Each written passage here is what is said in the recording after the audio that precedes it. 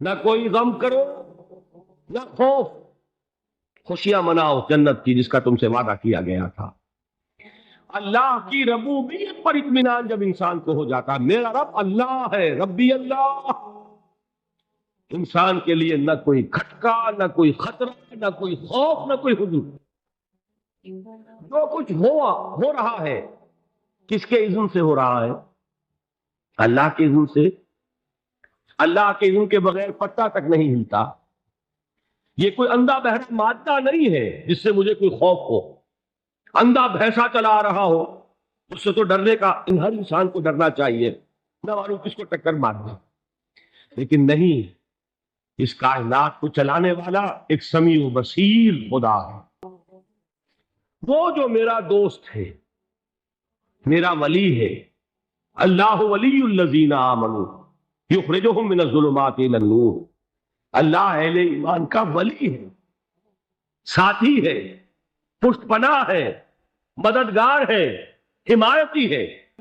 بتائیے جسے یقین ہو جائے کہ اللہ میرا مددگار، اللہ میرا محافظ، اللہ میرا پشت پناہ، اللہ میرا حمایتی، اس کے لیے کوئی خوف ہوگا؟ اس سے کوئی ڈر ہوگا؟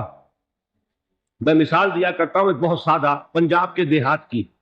تو بڑا چودھری ہے اور کوئی غریب کسان ہے۔ اس غریب کسان کی کہ جانوروں کو ہر وقت اندیشہ ہوگا چوری کا، کوئی میری بھینس کھول کر نہ لے جائے، کوئی میرا بیل کھول کر نہ لے جائے۔ لیکن جس کے بارے میں یہ سب کو معلوم ہو کہ وہ جو بڑا چودھری ہے وہ اس کا دوست ہے، اس کی بچیا کو کوئی خوف ہوگا؟ اس کی بھینس پر کوئی ہاتھ ڈالے گا؟ اسے کوئی اندیشہ ہوگا؟ نہیں۔ کیوں؟ کہ وہ بڑا چودھری، بڑا اس کا یہاں کا سردار، جاگیردار، سب کو معلوم ہے وہ میرا دوست ہے، کوئی میرے خلاف اقدام نہیں کر سکتا۔ اس دنیا میں یہ چھوٹی سی بات اگر آپ کے دلی اطمینان اور سکون کا باعث بن سکتی ہے تو ذرا تصور کیجئے۔